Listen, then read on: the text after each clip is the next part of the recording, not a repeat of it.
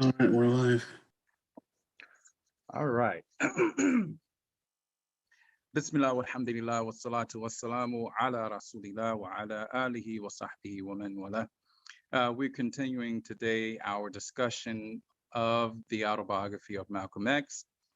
And today we're on an exciting chapter, and that chapter is chapter 10, in which it starts off with Malcolm X being sentenced to prison, and he's this is 1946, and he's 21 years old, or roughly 21 years old. And what I will do is give you a quick, inshallah, introduction or summary of the chapter, and then we'll discuss it. I will say in the beginning that there's no way I could do justice to this chapter, because this is the beginning of his transformation. This chapter in and of itself, we could probably talk several months about, because again, this is where he really changes, and that could start a that's a good part or a good place to start a discussion question. Many people embrace Islam in prison. Well, he didn't embrace correct Islam, but many people change their lives, and many people, for the first time, they truly stop and think and make significant progress. Many people, it takes a great loss and a tragedy to make progress. So with that, I want to say that the chapter pretty much opens up with him being sentenced and entering prison. And this Charlestown State Prison is very difficult, and he has a difficult time. It is, I think, it is a prison that is known as one of the oldest prisons uh, in America, to my knowledge, and it was supposedly also modeled after the Bastille in France, and so it had a reputation of being a tough prison. And they didn't even have indoor plumbing, and I'm pretty sure you probably noticed that from the reading. So all they had was wooden pails. So we know jails can be pretty bad, but this was very bad. So, and he mentions that you could smell the stench, and it was difficult. And he was still dealing with having withdrawals um, from his drug usage. So it's very difficult. And when he was there, again, as I mentioned, he had a difficult time. He was very frustrated and irritable, and he had his freedom stripped from him. He mentions one point, and maybe we can comment on this too, in particular, that you never forget the bars. And perhaps for the first time, he was really broken. And maybe perhaps for the first time, he really couldn't escape some of his thoughts. And you see throughout his autobiography in the beginning that he mentions drugs were a way to make you forget, and the problems that were in Harlem, the problems that were in the South, the problems that were in your life. And that was the main reason. And obviously, it was one of the reasons that he took drugs as well. And so perhaps um, now he had to deal with some of the problems. And one of them being his mother, too, as well. It doesn't really mention this. He doesn't really mention this, but in interviews and other biographies, he feels some guilt that he may be part of the cause of his mother being institutionalized. Remember, um, he mentioned how he used to be, that he was a little challenging, that he stole, and he had run in with even the juvenile at that time. But there's some other things that maybe we can talk about later. So again, I think that's something that may have troubled him as well, and he didn't really have the drugs to really for that escape. But even though he did was able to get nutmeg and other cigarettes and different things smuggled into him. But he was so bitter and so anti-religious that people that he got the name Satan. which is a bad name to have, right? And that's another discussion point that I want us to talk about. How could someone grow up and be at 21 so anti-religion? And he was angry at the world. The chaplain, he took it out at the chaplain, the psychologist, the psychiatrist, everybody.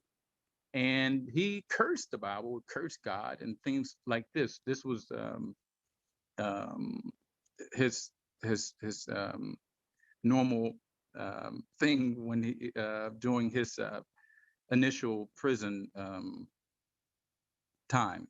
So, but I want to ask the question too, and we'll keep going quickly. And I'm sorry, I'm taking a little bit too much time. How did he become so anti-religious? Because we're going to find out. Uh, I mean, his whole family was very religious. His father was a preacher, and he was raised, and this was a part of the culture. And even at that time, and it may still be true that African Americans were the most conservative and religious demographic, and so it was deeply rooted in him. But um, he became anti-religious. And let me just mention one thing too that may have an additional thing that may be a good discussion point. Remember how free he was. I mean, he traveled perhaps more than even the typical African American did. I mean, he had the railroad pass. He visited Boston and lived in Boston, Harlem, and the Midwest. He moved around, was in um, Nebraska, Michigan, and a period of time in Wisconsin. So, and remember all that privilege he had. He mentioned one of the biggest ones was having a white girlfriend and meeting several musicians. And he had lived 21 years, or his latter years, I shouldn't say 21 years, of a very distinguished life. Anyway, prison was tough, and he caused a lot of problem. But he mentioned he met a person named Bimby. Um, that's the name that he gave him in the book. I think his real name was Bimbri. But um, this was a person that he admired because this person was someone that was respected by everyone. When he just talked, the guards used to listen. White inmates, who, by the way, made up about 85% of the inmates at that time, and the prisons were at that time um, somewhat reflected the demographic, the numbers of America, unlike now. So you would have typical prison would be 80+% white, and that's another discussion that made the prison life difficult for him. But anyway, Bimby, who was well respected, told him that you could be intelligent, or you seem to have a mind if you just use it. And so he encouraged him to utilize the library there and to utilize the resources and to study. And remember, Malcolm X, who was very articulate and very intelligent, only really had an eighth grade education at that time. Anyway, he begins to study because he realized at that time that words are powerful and words are a way to really influence people. And obviously, remember, he mastered jive and slang, right? And he was very good at that. And so, but speaking formally is another thing.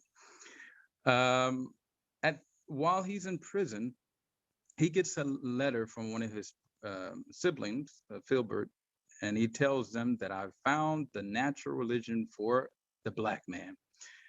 And he also gets a letter from Reginald,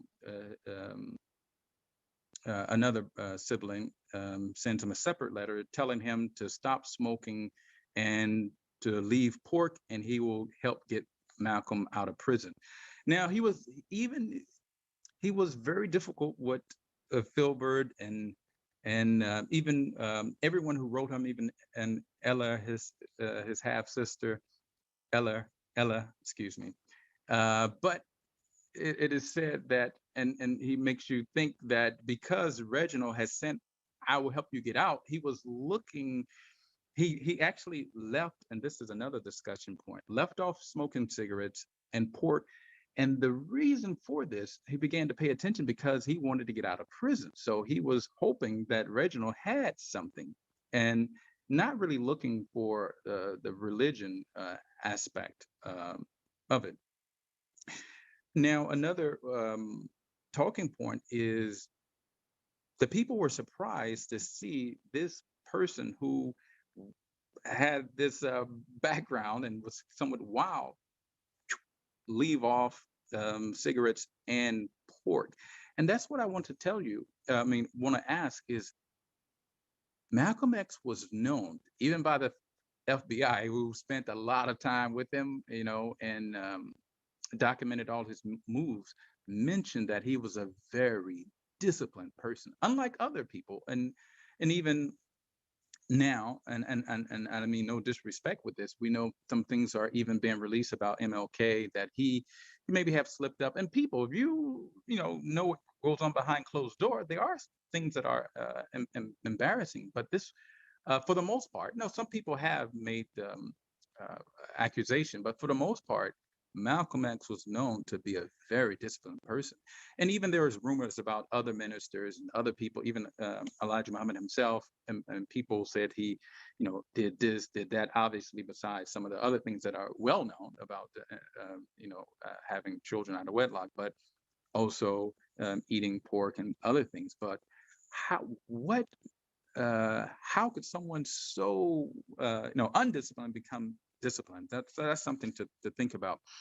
And during his time in prison, also he moves to other prisons, and those prisons really afford him even better access to libraries, access to um, students from Harvard and other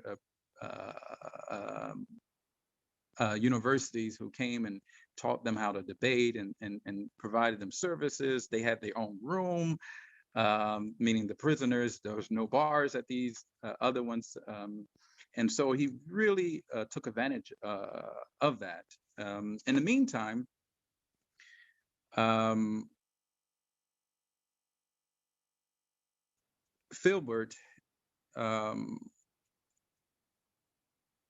excuse me. So Filbert had decided to send Reginald to talk to Malcolm, especially because Filbert had gotten kind of like nasty replies from Malcolm X. And Reginald comes to Malcolm X looking very well groomed, and began to discuss with Malcolm X um, the ideology of, or the religion of the nation of Islam. And one thing that resonated with him, and because I've taken so much time, there's 2 points I want to mention. I have to go very quickly. He mentions that, and this is another point, Malcolm X seemed to be a very logical person. So he mentioned, listen, um,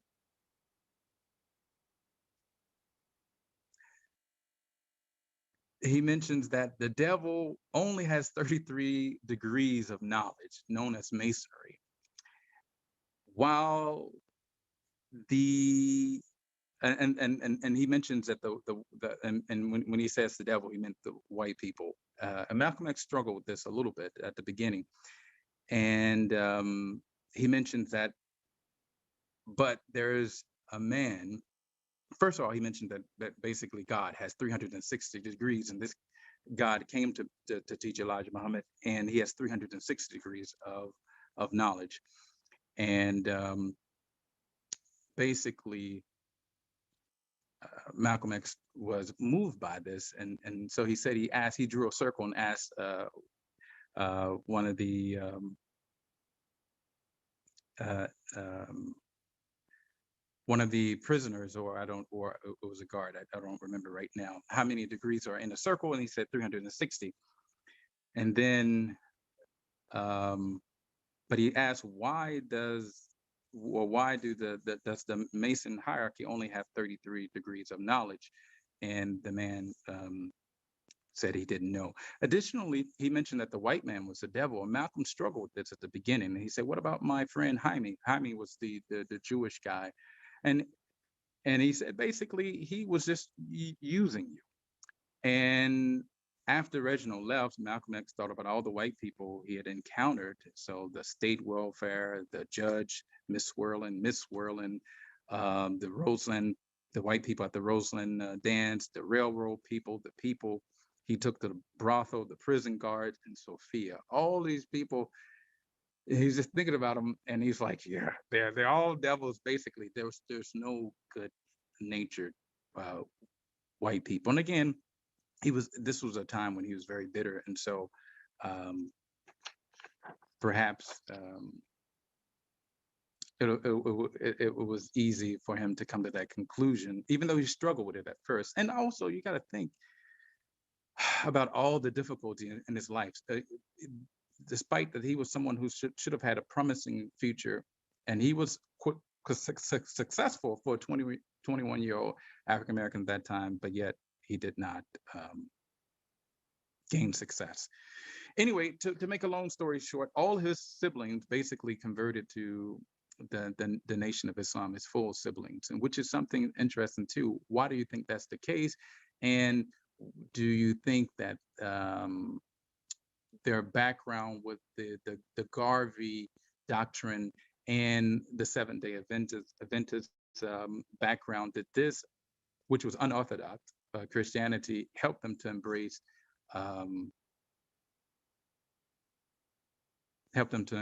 embrace Nation of Islam? So basically, I will end with the point where his sister Hilda, she visits him and tells him the story of Yaqub, the scientist who supposedly created white people. And we can go into this in the discussion, but here also, similar to Marcus Garvey, and his father was, remember, Malcolm X's father was very much influenced by Marcus Garvey. There was dignity given back to the Black man or African American. They were told that they were the original people and that they inhabited the world, and that honor will come back to them. And I think that does have that's a point that's worth mentioning, because we see how Malcolm X went to one extreme to another extreme. He was, and this is a point we can talk about too. I'm going to conclude, but meaning he did, he was, and many people even to this day they buy into white supremacy. And this is something that in his studies, and I want to mention that he had access to very high caliber books and access to very high caliber intellectuals. And so the philosophers, and he read and read until he actually blamed his poor eyesight and a stigma to reading in darkness. He used to read for hours and hours and read the dictionary from front to back. But he just began to realize that a lot of the history is not written correctly, that Blacks are not, and Africans had civilizations and had respect. Because my original point was, the more you study sometime in college, the more you become a proponent of white supremacy. You began to say, yeah, the Rome, Europe, white people created and did everything, and Blacks didn't invent or do anything. So he began to see that, and he pretty much he embraces this faith, and slowly becomes committed to it. But I think I will stop here, and I didn't mean to talk so long, but and I know there's so much more that we can say, in his struggle with actually submitting himself, and his guilt, and he attributes perhaps his guilt and bad life to his ability to actually embrace this message. But again, let me stop here, and inshallah, we will open up the discussion. Jazakumullah khair. Assalamu alaikum wa rahmatullah.